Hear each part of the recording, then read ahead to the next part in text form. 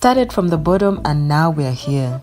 2013 was a wild year, and that song was an anthem for many hard workers out there, thanks to Canadian rapper Aubrey Drake Graham. The richest man on the Asian continent at the time was Indian billionaire businessman Mukesh Dhirubhai Ambani. His story is so profound, you can watch it here. Today, the richest man on the Asian continent is Gautam Adani. And in an unseen before the occurrence, Adani has risen to the third richest person in the world, which puts him just behind Twitter, Tesla don Elon Musk, and Amazon CEO Jeff Bezos.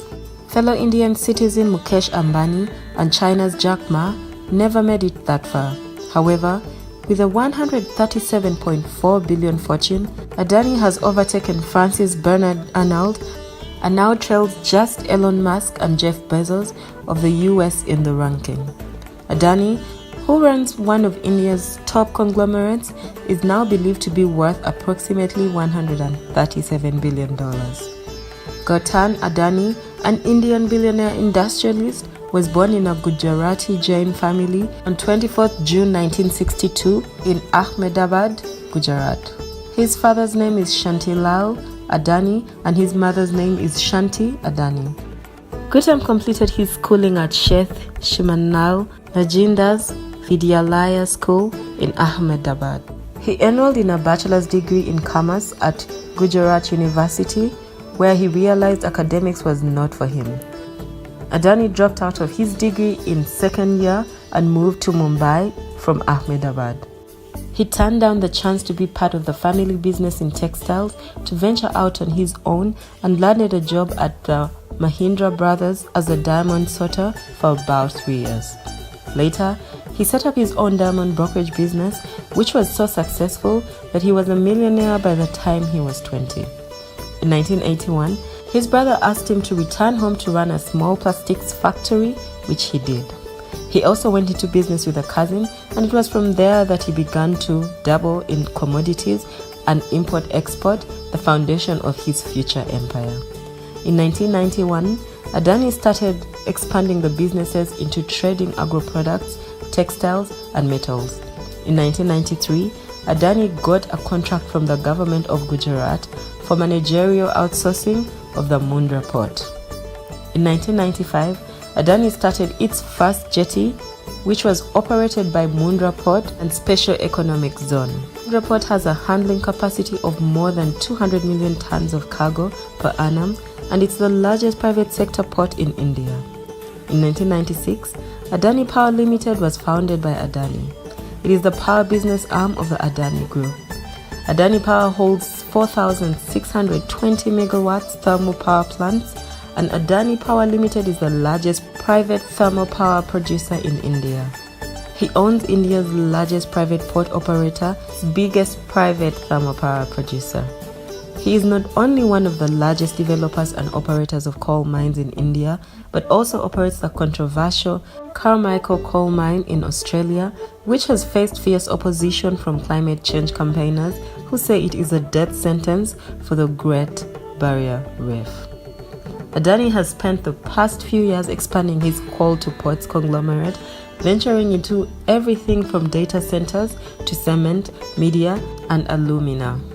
The group now owns India's largest private sector port, an airport operator, city gas distributor, and coal miner.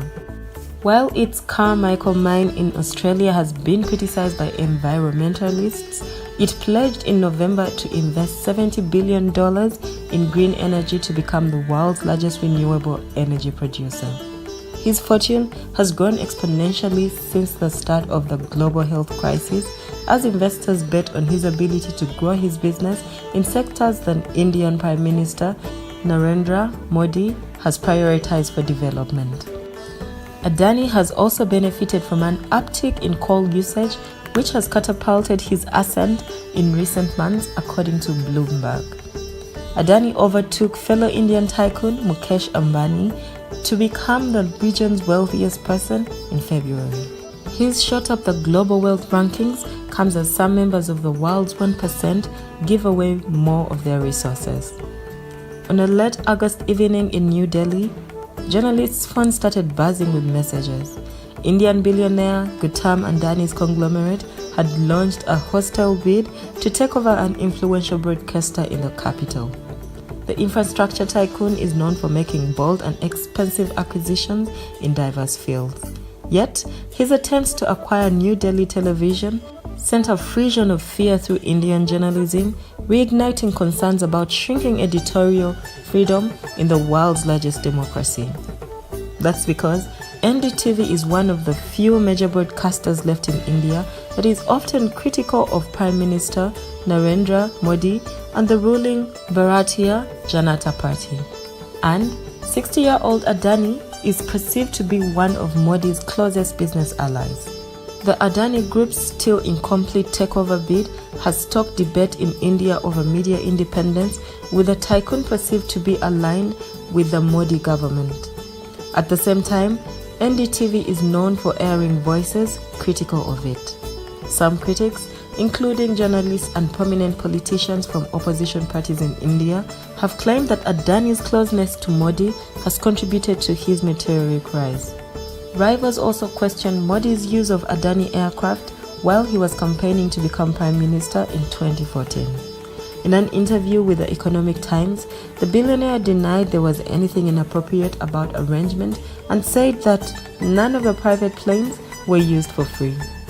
Opposition politicians allege Adani benefits from a close association with Modi, a fellow Gujarati. Modi was Gujarat's chief minister for 13 years before he became premier in 2014.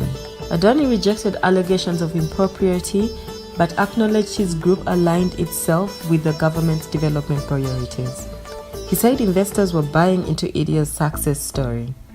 Most people, if we are lucky, can get through life without facing any brushes with death. But the world's billionaires are not most people. In 1998, well before he was recognized as the second richest man in Asia, Adani caught the attention of two gangsters, Fazlur Rahman and Bogilal Darji, who wanted to extort him for money. This was a decade after he founded the Adani Group in 1988, which was then a commodity trading venture with Adani Exports, now Adani Enterprises, at the forefront. According to ET Now News, Adani and his companion Shantilal Patel were allegedly stopped at gunpoint in a car as they were leaving the Kamavati Club in Ahmedabad, India. A scooter forced the car to stop and a group of men that abducted Adani and Patel in a van. While the charge sheet did not reveal where Adani and Patel were taken, nor what happened to them during the hours that they disappeared, we do know that they were eventually set free. But their freedom came at a high price, as the kidnappers were allegedly able to extort roughly $2 million from Adani's family before he was let go, according to the Indian Express.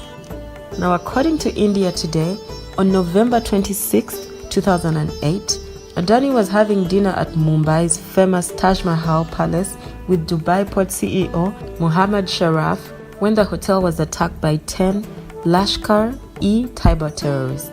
Because their table was high up, Adani was able to see that the terrorists were fighting in the direction of the swimming pool passage. Resourceful hotel staff helped him and other guests escape to the basement before relocating to a chamber hall on the upper floor. They spent the night hiding there.